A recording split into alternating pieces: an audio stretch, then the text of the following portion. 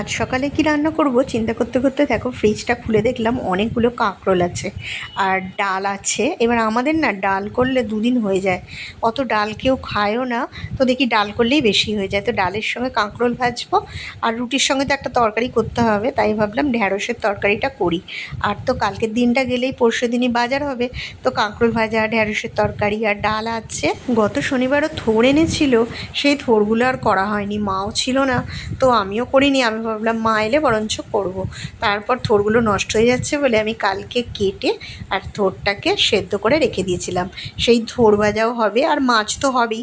আর দেখো এদিকে ঢ্যাঁড়সের তরকারি করবো বলে আমি ঢ্যাঁড়সটাও কেটে নিলাম।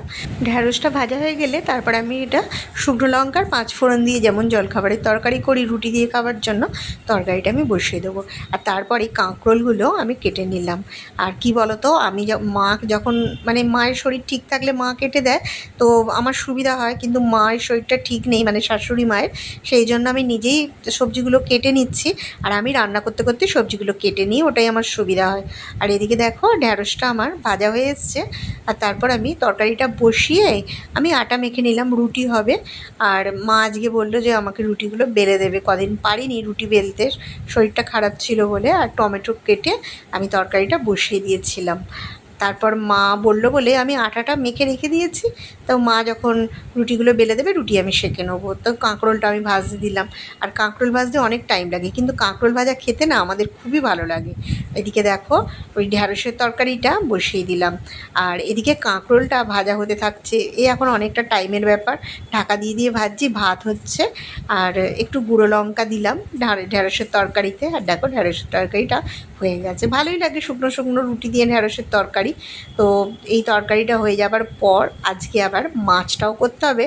মা নইলে মাছ কি ডিম, মা তো বেলায় করতো, এখন মা করতে পারছে না। সব রান্না হয়ে গেলে আমি একেবারে মাছটা সকালবেলায় করে নিচ্ছি।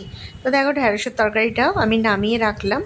আর এরপরই আমি রুটিগুলো সেঁকে নেবো, কেননা রুটি করতেও বেশ অনেকটা টাইম লাগবে, সবাই রুটি খাবে। আর এই দেখো থোড় আছে, এই থোড়টা আমি সেদ্ধ করে রেখে দিয়েছিলাম। থোড়টা তো আগের দিনই সেদ্ধ করে রেখেছিলাম, সকালবেলা টাইম হবে না বলে।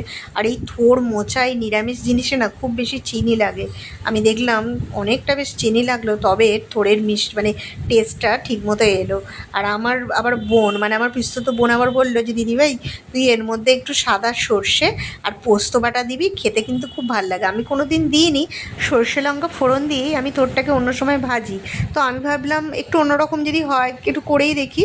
তো খেতে দেখলাম, আজকে আমি খেলাম তো বেশ ভালোই লাগলো, খারাপ লাগেনি কিন্তু। কিন্তু এমন কিছু তফাৎ আমি বুঝতে পারলাম না। তো দেখো এই বাটনাটা দিয়েও এটাকে ভালো করে আমি শুকনো শুকনোই করে নিলাম, একদম একটু জল জল হয়ে গেছিলো বাটনা দেওয়ার পর। তারপরে আমি রুটিগুলো সেঁকে নিলাম। আর আজকে ওর ডিম সেদ্ধ যেমন বসাই, ডিম সেদ্ধ করলাম আর ডালটা গরম করে নিলাম।